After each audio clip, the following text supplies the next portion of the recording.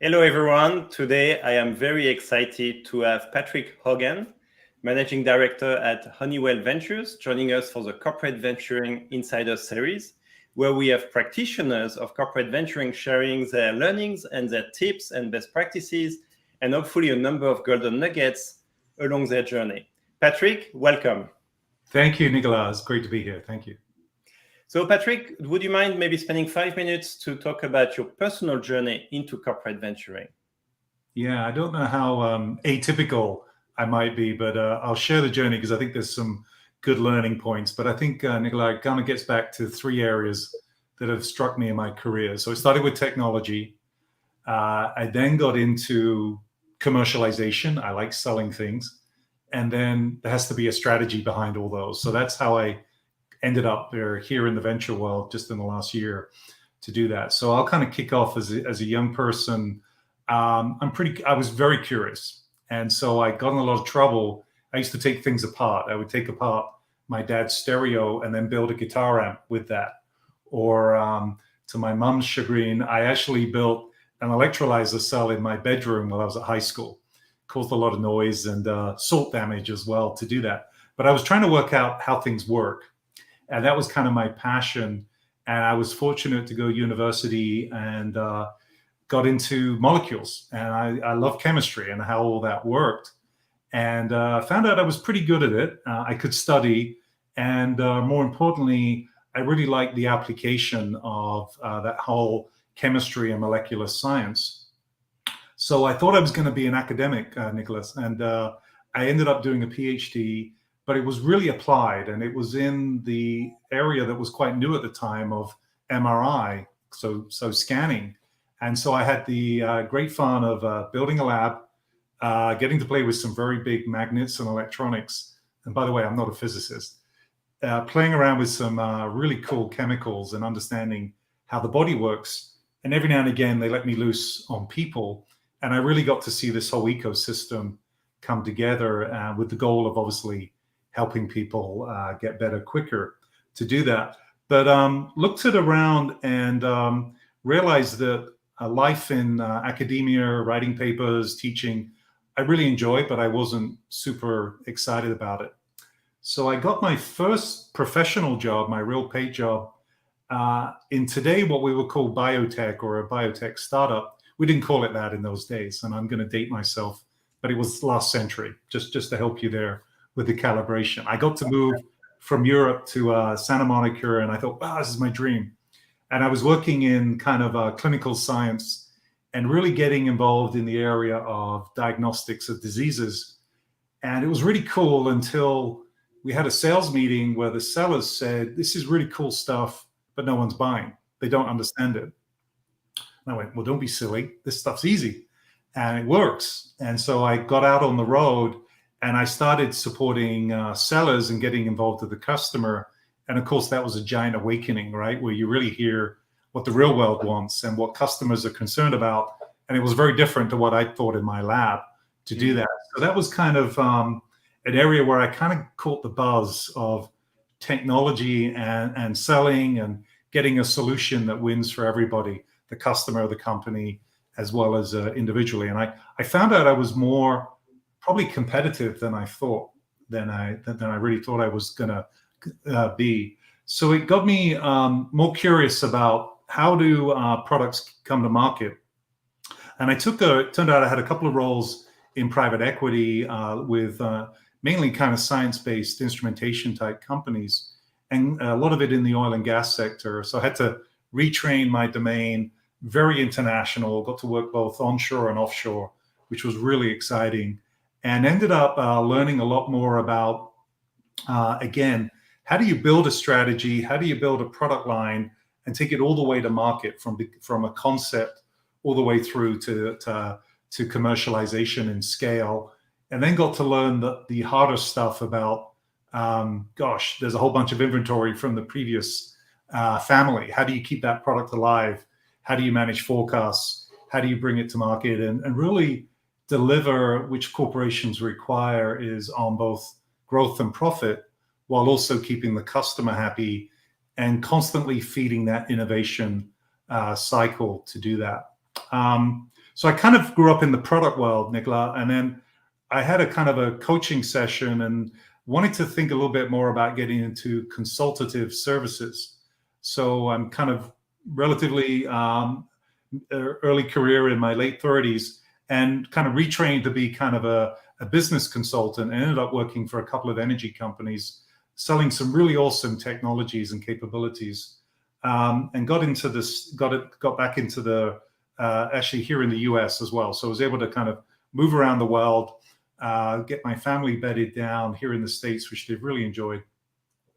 And then again, realized that you have to keep being innovative. You have to keep driving big outcomes, profit and growth for your companies, all with the underpinning of technology.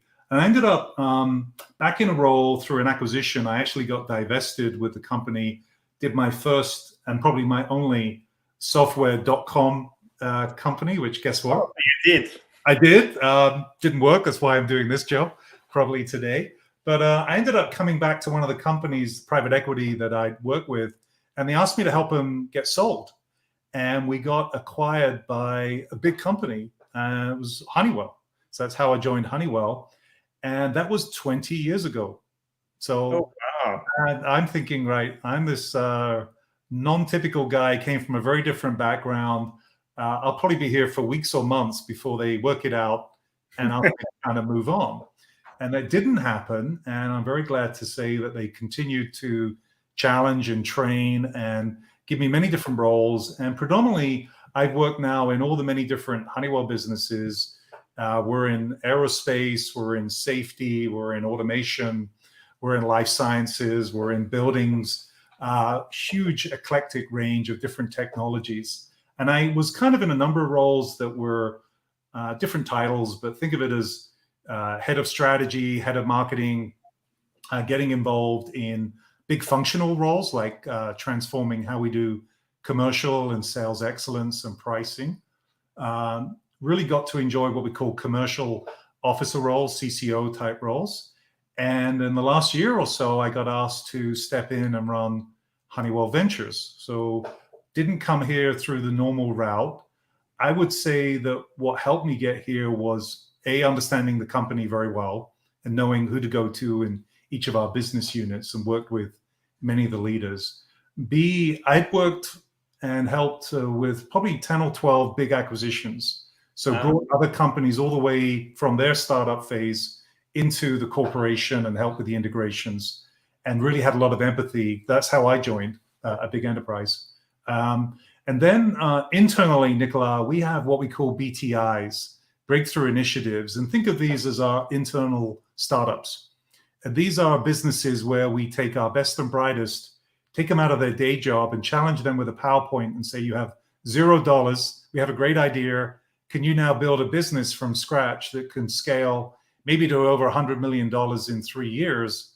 And I was part of the team that would kind of feed and drive the process and give them all the help, the recruiting, the strategy, the innovation access that they needed to incubate and grow these new businesses. And we have pretty good track record in bringing some of these to multi-billion-dollar status. And obviously, a lot of them don't do so well. So I think that background helped me take on the Honeywell Ventures role in the last year or so. Very nice. Thank you, Patrick. There are three attributes you mentioned which I really like. Curious, competitive, and empathy. Let's start with curious. How important do you think it is to be curious when you're in venture capital, especially in corporate venture capital? Oh, I think you have to be the curious cat every day to do that. And I think there's a lot of inbound and connections that are very easy to dismiss. And you're not learning, right? If you think you know everything, you're in the wrong role to do that, Nicolas. So I think we have to always be open to a different idea. And maybe a theory might be proved very quickly. Or we might say, holy, this thing is quite interesting and I don't really understand it. And maybe we should, because other people are putting money here and customers are lining up and we don't know anything about it to do that. So we always want to be healthily paranoid. That's our goal. And always thinking like, hey, we did okay. We probably could have done better. But who's out there who wants to make, Honeywell into a buggy whip company, right? Where we're left with all the old stuff and the new stuff is out there, and people and customers, that's what they're moving to. So curiosity is super important. And I think you have to be open to all ideas and all kind of backgrounds to get the biggest funnel. Absolutely. And you gave me a very nice transition to competitive, because clearly when you were in Honeywell, it makes sense to be very competitive. But once you're in corporate VC, it's kind of a cooperative mindset. So tell us about how your competitive mindset helps you and what to watch out for. Yeah. Look, we're very much a strategic first investor. So we'll try to find great teams and technologies that can really help us get somewhere faster than we want to get. I mentioned these breakthrough initiatives that we often match up those BTIs with external partners to get there bigger and faster. But we also want to get the companies that are top of the pile, that there's something about the founders or the value proposition that really is very hard for others to do. And if they do it well, they really will be able to scale very big. And, my goal is to get all my portfolio companies big checks at the end of the day. And I want them all to get like a private jet, a Gulfstream, or a Dassault, or something like that, or Falcon, because guess what? There's a lot of Honeywell content on those private jets. Okay, I was going to say there must be something. there's malice aforethought there.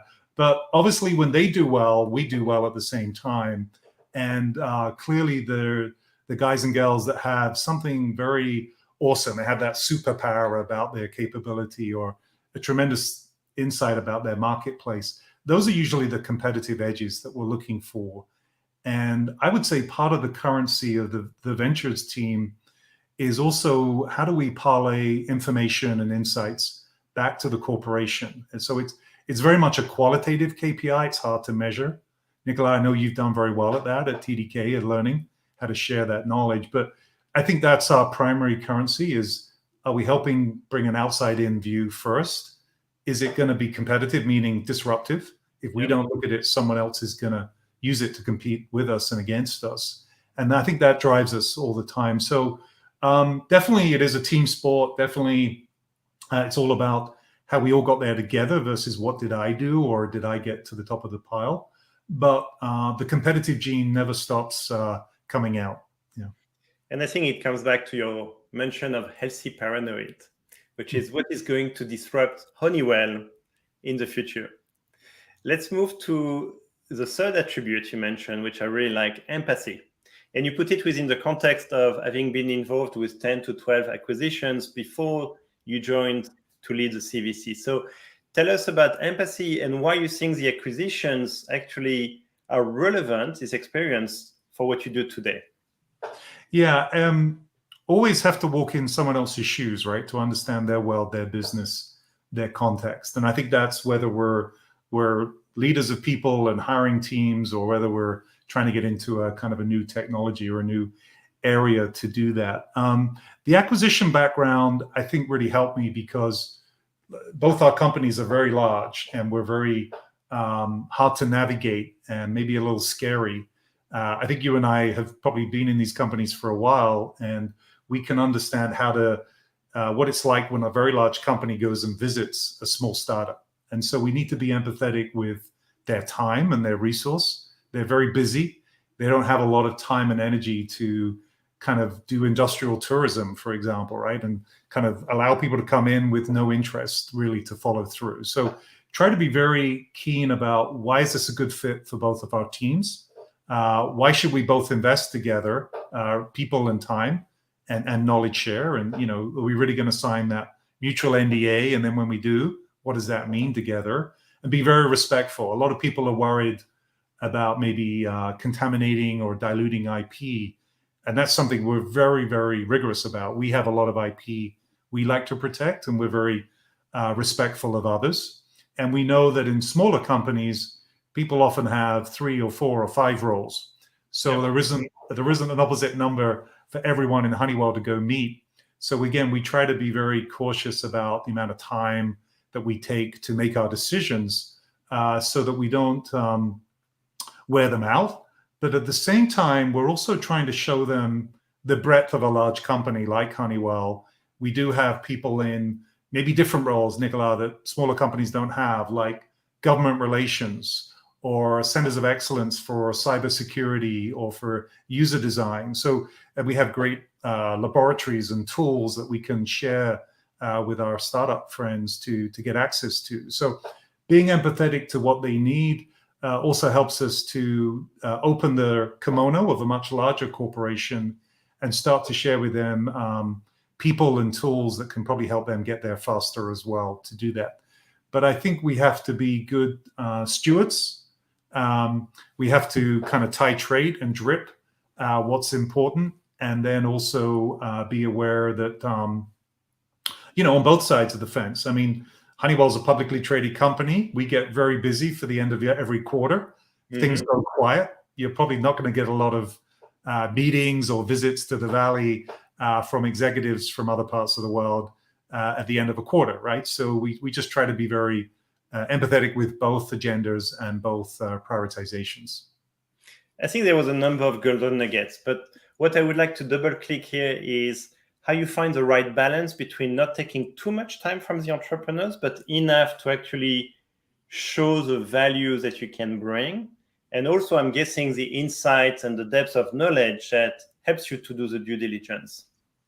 Yeah, it's, and I would say our strategy has been in the last year or so to probably slow down a little bit, be less zealous about doing a number of deals, but do the right number and do them very well, so that both teams, the Honeywell team and the new portfolio company, feel really good about the future together. So we have spent more time getting to know our partners.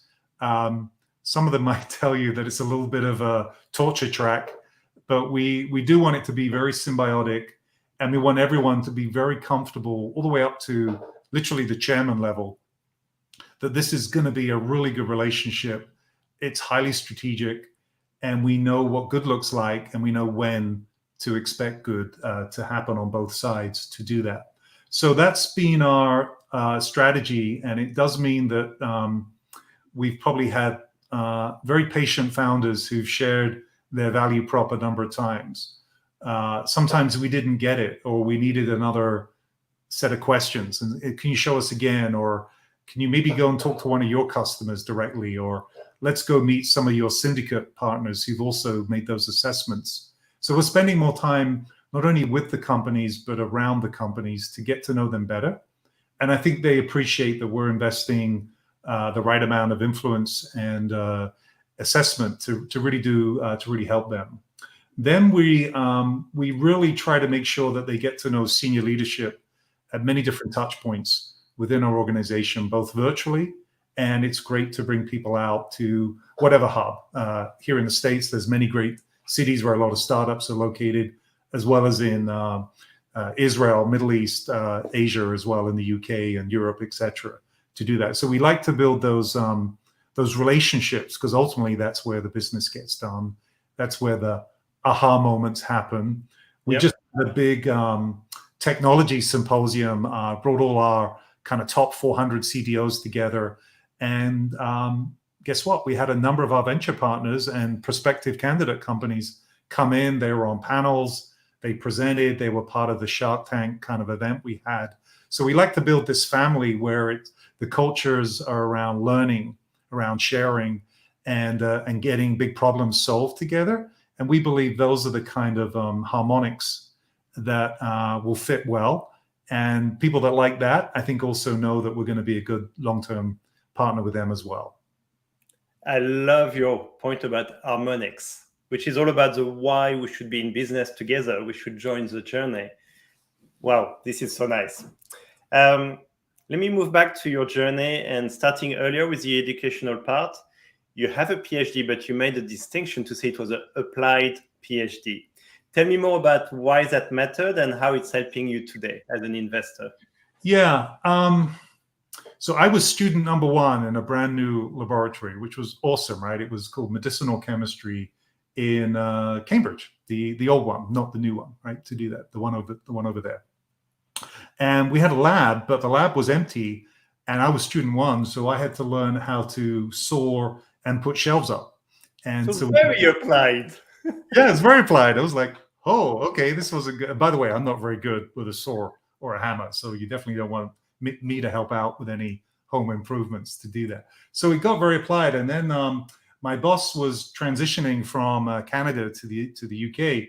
He said, Patrick, I can't be there. You're going to have to help purchase these very large NMR magnets and bring them into the lab and get them filled with liquid nitrogen. And I'm like, I've never done any of this before. So here I was, in my early 20s with a checkbook, a saw, hard hat, doing, planning permission to build out these new facilities. So it really taught me a lot about project management, about seeing the whole end-to-end vision and putting together a plan that others could really get around and see. And so helped, as we got more and more students and we started to get through our kind of thesis, I really got this thing about it has to work. It has to show a value in a near real time.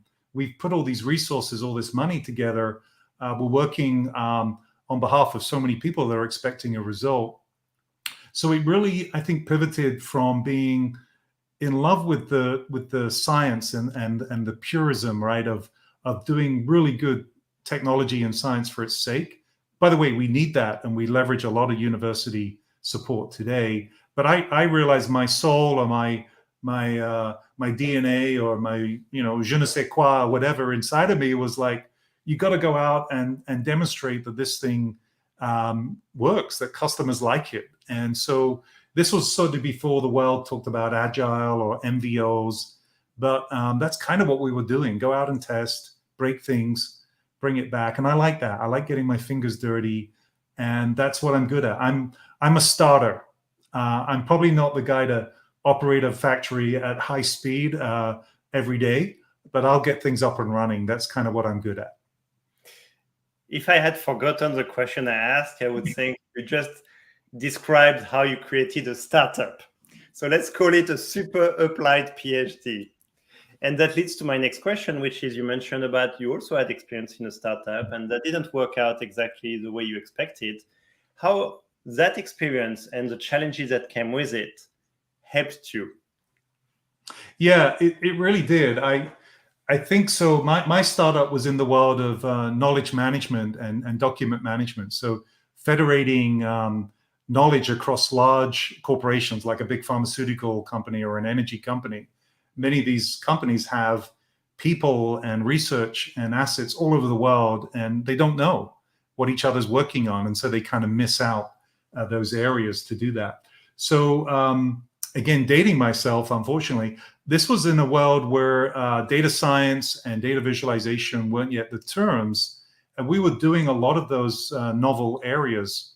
And we were also relying on aggregating huge amounts of data and being able to process that data very fast. I think with hindsight, we had the great idea. I was in love with being enabled to do something different that didn't have to make money tomorrow. So the company I was working with were very cool about that. But the technology wasn't ready, Nicolas, to achieve the outcome that people wanted, which was this knowledge fusion and insights that they could take to the boardroom or could change the outcome of a military operation or change how a casino makes money with its customers, right? So the aha moment was people didn't know this capability existed. The technology wasn't really scalable or sustainable. We needed a lot of big change that's happened in the last 10 years or so. So we were probably too soon. And therefore, I think the business model was kind of flawed.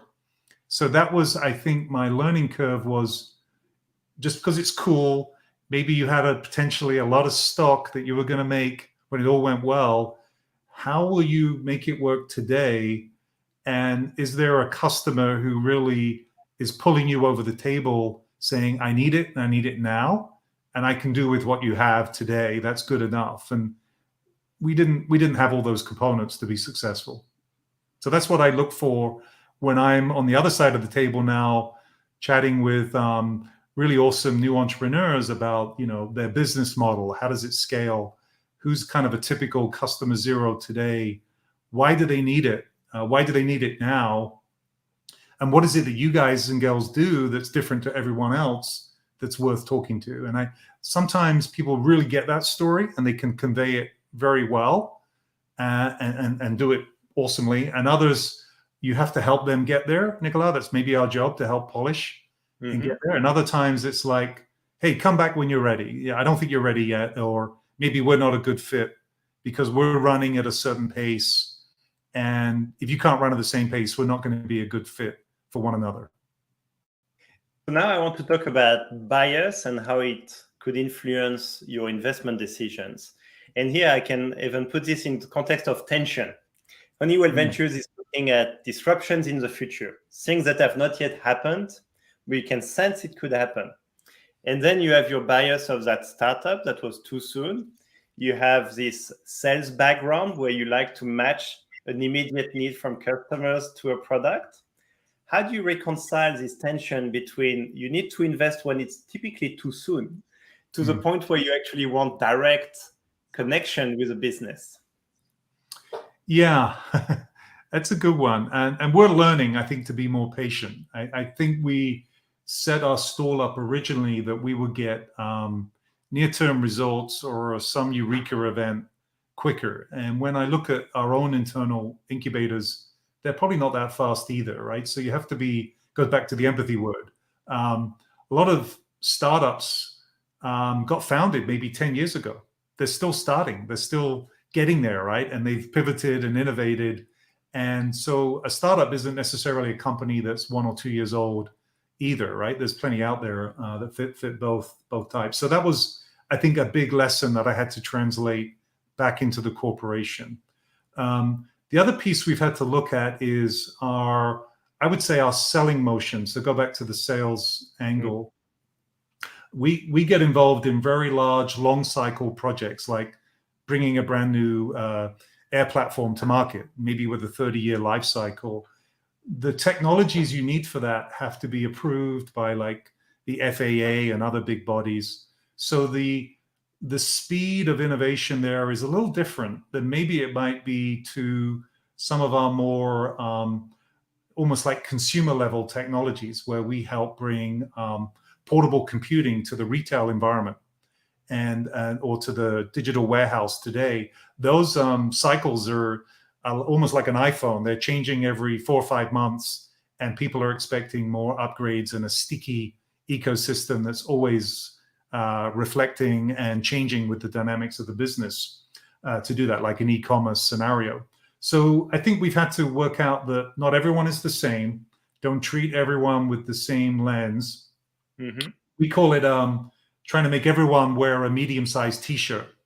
You're only going to satisfy a few people in the crowd, and everyone else is going to be too big or too small wearing those medium-sized T-shirts. We do a lot of that to do that. So think of it as which part of your business has an appetite for risk and for ideation and collaboration. Others might be more, maybe we're a big material science team or a big energy transformation. They need things that are further proven.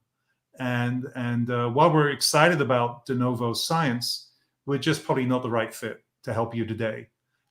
We need to see what's under the hood, or show me, get beyond the PowerPoint, get beyond the chalkboard and show me that. And then we have other businesses where they probably don't need to invent the technology or co-invent. They just need to take it and run with it and bring it to market very fast.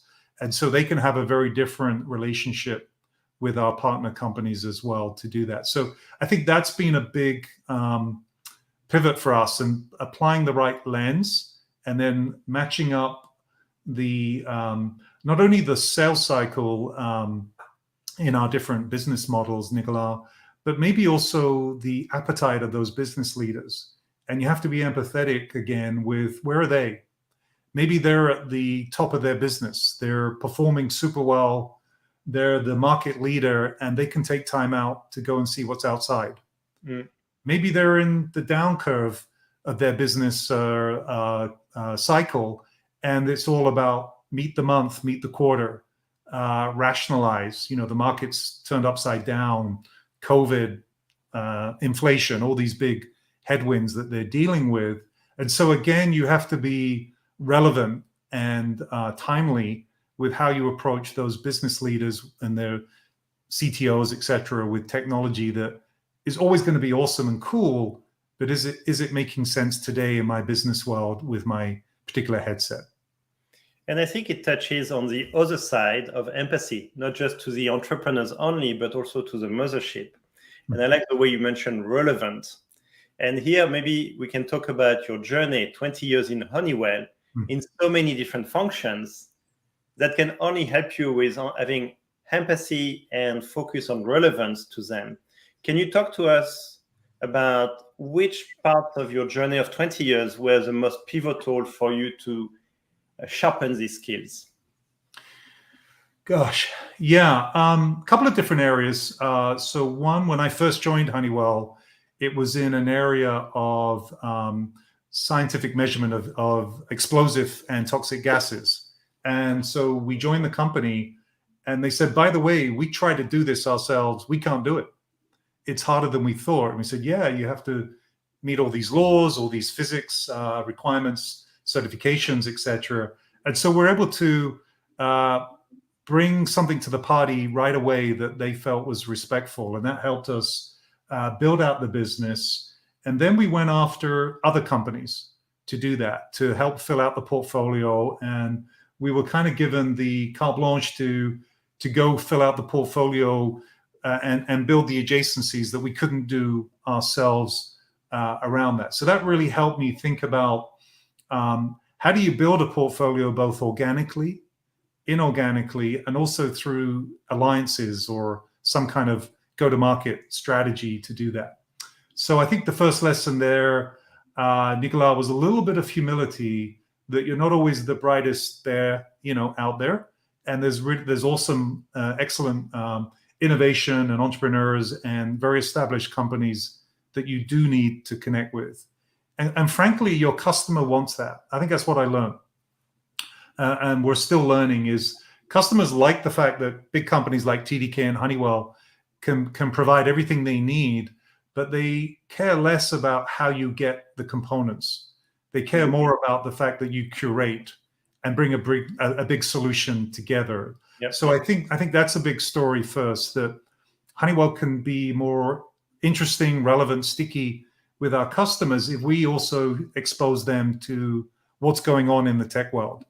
Hey, we don't have a party yet with this company, but we really like them. You should go talk with them as well, or they're getting us to think and we'd like them to come and talk to you, bring them into your tech events or your customer advisory boards or your panels that can help influence other customers. So that's been a big learning. Don't do it all yourself, and your customer doesn't expect you to either. Then I think I'd moved around. I got into Honeywell's performance materials business, very large capital deployments, building big factories that have to, $1 billion plus checks when you do that. So the eye for detail and the eye for scale up. And do you have everything you need, Nicolas, in order to write that $1 billion check and know that there's going to have customers for the next 10, 20 years? And can the factory evolve and change and morph with the industry? That's a big commitment. And there's a lot of due diligence, a lot of strategy, a lot of voice of customer, voice of other stakeholder that you need to bring together to know how big could this business get? How fast can you scale it? And do you have the chutzpah to actually go and ask for the big check? How do you, otherwise businesses sometimes think too small and they're going to be stuck in the 1 or 2 million range, which is great, but it's not awesome. And so how do you get from the few million to the tens to the hundreds to the magic billions? That also comes with knowing how the business scales, and then what do you need to bring a team together, a world-class team, supply chain, procurement, technologists, customer success, legal, government relations, all those other functions will come together. And of course, that goes back to your early question. That's what we do well. And that's what we can match up and share with our portfolio partners all those extra tools, all that extra learning and heuristics about how do you do business differently, maybe in Saudi Arabia that's different to the United Arab Emirates. Hey, they're both in the Middle East. They both operate the same way. Probably not, right? And so those are painful mistakes if you don't really understand the personas and the segments, and all it takes to do business by segment or by region around the world to do that. And then I think my last piece of advice is working around a corporation that literally changes how we live, how we work, how we travel, how we use knowledge, how we create and manage energy. It's taught me that business parameters, boundaries, and lines of business probably are that, they're boundaries. And they make sense from the P&L perspective. You get behind the P&L, you get behind the sub-brand. But again, it's not how your customer thinks of you. And they think of you as one face, in our case, one Honeywell, one TDK. And so how do you bring that bigger story that's much more interesting, combine it with all the ecosystems and the partnerships that you can bring to bear, of which ventures is a tremendous lens and open window, right? About, hey, we think we're pretty good, but there's some really cool companies out there that we're learning to grow with, and we want to share them with you. That's how you become much more topical, much more exciting, and someone who your customer really values as that trusted partner. So I think it's bringing together, don't do it all yourself, know how to scale and go big, and when to go big, and then how to tell a much bigger cohesive story inside and out. I really like, we talked about being too soon, but thinking too small, and how to scale and to add value. And I think you frame that discussion with entrepreneurs in a way where you help them think about their project, but also where you can match and help and complement and augment. So let's talk about you being asked to join Honeywell Ventures, which was 1 year ago, you mentioned. You joined, was there a team? How did you think about the team? How did you think about recruitment? What's your current thinking? Because everyone who's just joining, even from the mothership into the CVC to lead it, will have so many questions. I'm sure you had so many questions. Can you help people who are thinking about this, how to think about all these questions? Yeah. So we're tinkerers. I mentioned I like to tinker and fix things, right? So we're trying to engineer and re-engineer our venture initiative in the right way, for good reasons. I think so. When I joined a year ago, we did have a team, and I'm very excited. And what we'd agreed was that we'd have people that were dedicated to each of our big P&Ls. We have 5 effectively big P&Ls, and so I thought that was really good, because that way they don't get organ rejection, right? The hemoglobin recognizes them back at the motherships, and they know who to navigate with. Yeah, it's important, right? You don't get that rejection rate to do that. And obviously, they are considered part of the extended venture team, and we're not those crazy guys in a corporate ivory tower with doing bright shiny objects that no one cares about. So trying to remain relevant to the businesses is super important. Where we're slowly shifting the emphasis a little bit is to become less of those P&L boundaries, Nicolas, and more of a thematic type investor. So we're looking for people that get that things like the energy transformation actually goes across how airplanes work, how refineries are converting to new green outcomes, all the way through to how your built environment, your data warehouse, your factories are changing, how kids go to school. So we want people to think across the whole value chain, because that's clearly where bigger outcomes can be generated to do that. In terms of recruiting and hiring, it's a special breed, and you and I have talked about this. Yep.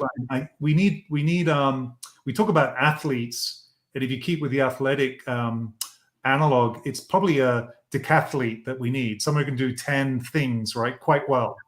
They have to throw, they have to run, they have to jump, swim, cycle, all those things, yep. Right? So they have to understand how the VC world works and teach me, because I'm still learning, right, how to do that. They have to know how big corporations operate, how, as I mentioned, how things go to scale, how our business processes and our decision making works. So all that internal navigation is important.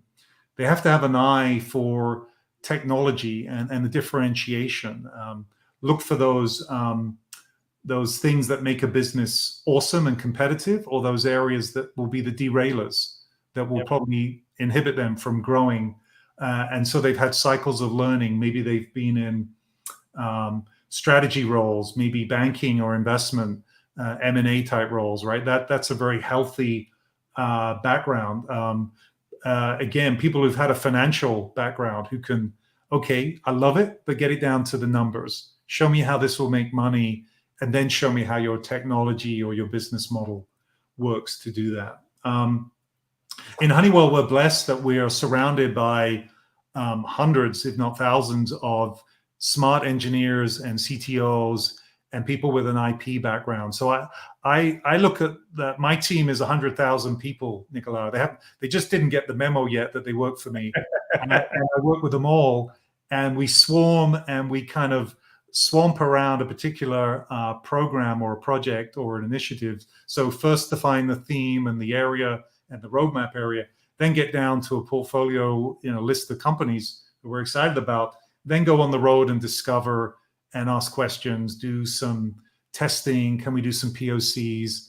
Many times we find they've already worked with Honeywell. We just didn't know it. So often a lot of it is connecting the dots. Oh, we had this issue. We had this insight. Oh, they changed their name, or the business, our strategy moved and we lost contact. So there's a lot of that history part of our job as well, right? That we have to rebuild to do that. So typically we're looking for people that have that curiosity that we mentioned. Yeah. They get technology, but they don't have to be the technologist. We have plenty of those people that can do it. They get how both sides work in terms of the process, the venture world, the investors, the ecosystem, as well as how corporates work to do that. And then they're tenacious, and they're do it with a smile on your face every day. But you will hold people accountable in a corporate organization.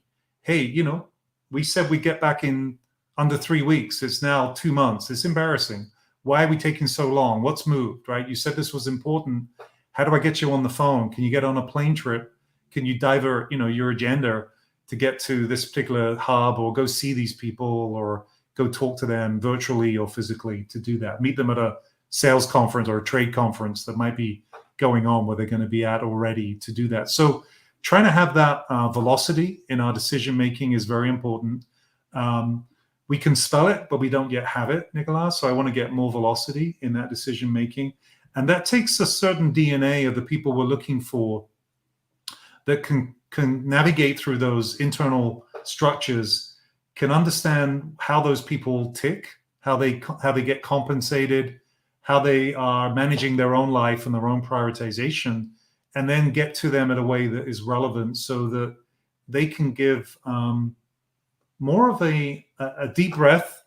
And when they look at the company, they've got a clear sheet. To your point, the bias is there. Hey, I looked at the PowerPoint, didn't like slide 2. Do we really need to be doing this? Can we make it a 15-minute call instead of a 45-minute call? Those are things that tell you haven't yet got the heart and soul of those business partners. And quite honestly, it's going to be unfair to expose them to our external friends and candidate companies that we're looking at. So we'll often go back and shake the tree. And I need people that will say your baby's ugly, or you haven't done your side of the bargain. And that takes a certain degree of courage and leadership acumen to be able to work on both sides and hold people accountable to what it's going to take to make a mutual decision. Very nice. Well, hopefully this video for any of your colleagues watching will serve as a memo that they work for you and Honeywell Ventures. I like the image of the athlete because, like you say, there are so many skills that you need to be good at before you're even exceptional to be good at. And one of the skill missing would actually be the difference between a good CVC and a very bad CVC. And so My next question is about the team building. And clearly, I can understand from what you're saying the value of people from Honeywell, no organ rejection. But how are you thinking about also getting talent from outside Honeywell? Yeah, I've been very lucky. We've had some opportunities where people have moved on for big promotable opportunities. So first news is corporate VCs. Yes, you can get a promotion into other structures and both inside and outside of the company. So it's a great platform, I think, for seeing the whole company. And I definitely recommend it as part of your career, zig and zag, right, to get in there. And we've been fortunate to bring in some great talent from outside, and they've brought that energy, that sense of what it takes to be successful. Some of them have been in startups themselves, which is really healthy, right? And they really get it, and they understand what it takes for a founder to be successful. And they probably, put out the garbage and added up the numbers and try to go hunt and find customers to do that. So we definitely, probably my bias, so use that word, is more for the outside coming in. Because I think they will do very well and be efficient. And like I said, we can match them up with people that know the strategy and the technology very quickly. But also, Nicolas, we're looking for people that can take the next two roles. And those next two roles probably won't be in corporate VC. They might be in a P&L role or an offering or a product management role or a strategy role. How can I bring great talent on board and lose them very quickly? That's actually the fifth goal that every Honeywell people manager has. Everyone has 4 goals in Honeywell. Number 5 is people. And how do you build a bench? And how do you get that bench really diverse and high quality? And then how do you lose them? That's kind of, I'm probably going to get compensated and recognized as much for that as I am for, hey, wow, you brought this amazing company into the, into our ecosystem as well. That's a golden nugget, which I have not heard in all the past 50 plus interview, which is the CVC as a talent pipeline for the mothership. And so let's double click, because that's such a good golden nugget. How do you interview with that in the back of your mind? I don't think I'm the best interviewer, and I try to do. You can tell I do a lot of talking, right? Already, you can see that. So I try to slow down a little bit, and one interview probably is never going to be enough to do that. But I am interested in people that I just like their career paths, and I often push back with my HR partners when they say, "Hey, this person's had a lot of, we call it zigging and zagging, and maybe within a company or maybe outside of other companies." And I kind of look at them and go, well, me too. And, I'm getting a little older now, so maybe I'm slowing down. But, I've been blessed to have opportunities, and I haven't taken them all, by the way, but, even within the company to go to the next and the next position. So I do like someone who's, Nicolas, who's willing and able to take some intelligent risk in their career. And it's going to be different for every person because of their family life or where they are or their background. But I am super proud when I see people who we would never have thought of now having executive roles in the corporate headquarters. And when you look at their humble beginnings, we kind of laugh and go, hey, we're those people that we looked up to 20 years ago. We're now doing those jobs. So I look at people that can have those, they've taken some healthy risk. They're curious again. They're asking questions. They tell me more about the company. They've done their research. And again, it's beyond the role. It's looking at the strategy and what do our investors think, and how does your chairman make decisions, and tell me about diversity or how you get on in the company. What are the failure modes of success? You're right. Those are the people that are thinking about this as a career trajectory versus, hey, I want to do the same job. I just want to change my T-shirt and my paycheck, and that's okay. And they're probably not the people that we're going to recruit.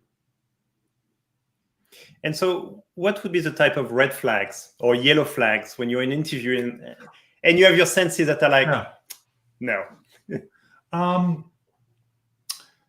usually I start to write down the words I, me, and mine. So when I hear a lot of I did this, me, then I get worried that this person, maybe they're awesome and they're a unique innovator, but you don't get those kind of jobs done at scale on your own. And so I look for the humility of how you become a team player, team builder. Tell me about how you helped Brian or Paul or Jane, get the next role, or how did you bring others to make that consensus decision? Because that's not easy to do, right? And this job is going to be about cultivating and placating and communicating with our partner companies, but also internally. And you might get one established, and then the other one gets concerned, and you have to bring them both to a common level in order to make that deal to do that. So I'm looking for people that are servant leaders, that really are humble about their success, but still driven, still competitive. People that make me laugh or challenge. And can I see myself working for them in the next 5 years? So I'm trying to hire my boss is basically how I think about them. And I think how cool that would be if these new people came in and took amazing roles and took us to another level and a different set of markets or a different set of capitalizations even as well. I love it. I think it reminds me of A team players recruit A team players, B team players recruit C team players. And here you're looking at people that could actually become your boss. This is pretty cool. And it goes with that talent pipeline concept you mentioned earlier. Yeah, look, we look at our venture initiative as building acumen as another KPI. It's hard to measure, but do we train our general managers, CTOs, offering leaders in how to think differently, and by being exposed to how the venture world works? And then also in the venture world, you get to meet, as you know, Nicolas, some of the most amazing people with great life stories, experiences, capabilities. Maybe one day we'll get the respect to bring them into the Honeywell team as well, either through a great IPO or an exit, or when they're looking for another role to do that. So I also look at the caliber of the management team. Obviously, it's super important, but also can we see a handful of those individuals maybe becoming future leaders within our organization as well?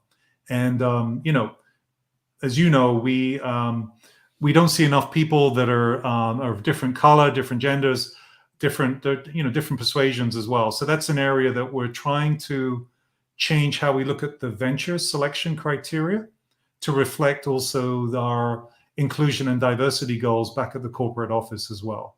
And that's another filter which I think is very necessary, and we're trying to apply it in all walks and all functions. Now, you just mentioned something is hard to measure. So how are you thinking about your KPIs, your team's KPIs, how they relate to both adding value to entrepreneurs, to portfolio companies, to Honeywell?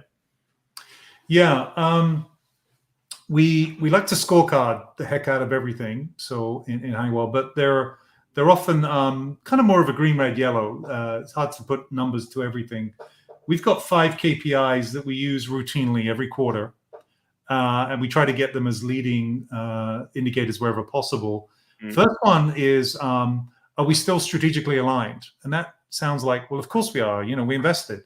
But often the strategy evolves or changes, or that PowerPoint from 2021 was just a PowerPoint, and did it really manifest right as a strategy? So we keep going back to check how critical and vital we are to each other's growth and existence.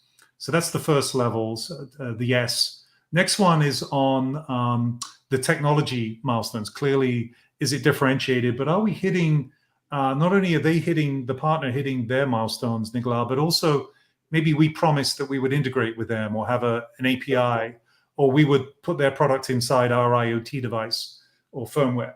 So is that happening, right? And why not? And what can we do to get out and push the boat and get that faster? Then we look at C for co-commercialization. So are they hitting their numbers? So they might be pre-revenue. So are they hitting their burn rate the way they said to the timeline, or maybe they're revenue generating, and are they hitting their ARR, etc., that we wanted?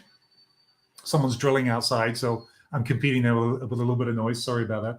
And then maybe we signed up to do some co-sales. We said we would license or private label or go to market together. So we set ourselves a target, usually modest, but we call it a say-do. We said we would do X. Did we do it? I don't care if it's 100K or 100 million. We measure the say-do as a percentage of completion. And that's about our handshake, our commitment back with our partners to help them grow. When Honeywell comes on board, people expect us to endorse the product, endorse the company, maybe be a dog food consumer. So that's a big part of how we can help those companies grow as well. And then we look at the engagement level. So do the C-suite meet of both companies? Do the technology teams, product offering, sales? If that's not happening, and again, it varies by cycle and stage, then we've probably got a problem, because we're really not going to help that company grow if it's only one or two people that really get to talk to them or meet up once a year or exchange Christmas cards. That's not a good, healthy outcome to help our portfolio companies exceed and do well. And then lastly, we measure the IRR of the investment as a standalone commitment. And that's really interesting. And like I said, I want everyone to go out and get private jets and maybe private eVTOLs in the next few years. eVTOL is the way to go. We'd rather they were, flying those decarbonized platforms. But that is we'd like to do well. We like them to do well. It helps feed back into our investment thesis, but it's not our primus to do that as well. So those are some of the metrics, Nicolas. What we're also looking at, I mentioned velocity of decision-making. Yep. How do we hold ourselves accountable in our funnel? What is the takt time? Why is it taking so long? That's waste. It's waste for us, waste for our partners. And it doesn't set the right reputational esprit de corps that we're looking for as well. So we're trying to drive on hit rate and velocity and decision-making, as well as those other 5 metrics I shared. I always like when you use French words like esprit de corps. But what I like is what comes across this interview is that you need to be patient and impatient, and you need to find this right balance between the two. Now we're getting to the top of the hour, and what you just described is already a really good pitch for entrepreneurs on why they should work with Honeywell Ventures, because you commit to add value and you're going to track it. You're going to make sure it happens when you say it. But can you tell, what are you excited to invest, so that if entrepreneurs are listening to us now, they know what are you excited about today? Yeah, we're excited about how the world is changing, I think, in a number of different areas. Certainly how we are transforming how we generate, use, and dispose of energy and all the waste that goes with that. And that goes right across every sector in every industry. I think there's a digital optimization as well that's going on at the same time. They're all obviously creating productivity gains as well. So we're super excited about anything that can really transform how knowledge is transferred in any different industry, and how you can make that into a more predictive capability that's intuitive and easy to access. And then lastly, we're trying to change how people work themselves and get healthy. And so we're really trying to novel next generation compute and next generation material science that's going to impact both the external world that we all consume in, but more importantly, actually start to get back to my basics, maybe, Nicolas, and get inside the human body and do a little positive tinkering there as well, which is not an area that Honeywell is known for today, but we're excited about getting into the next kind of life science and healthcare markets as well. Very nice. And maybe tactically, Patrick, what type of check size, what type of series you like to invest? How high can you go? Yeah, we have a playbook and then we break the rules every time, but now I know I'm breaking the rules. Yes. Typically, a check size for us is about 4 to 5 million US. Usually somewhere late seed A's and B's are very exciting for us. We do follow on, and we have also invested in C's and D's, but they're normally because we've seen an equity play maybe towards leading to even an M&A type strategy or informing an M&A strategy to do that. So it goes right across many different sectors. And by the way, all over the world. We're not located in North America only. In fact, we're deliberately trying to break the mold and do more in Europe and other parts of the world that we're not known for today. Very nice. Patrick, I want to thank you for sharing your journey and all the golden nuggets and tips along the way. Thank you. Thank you, Nicolas. You're doing a great job for us all. Thank you so much. Thank you.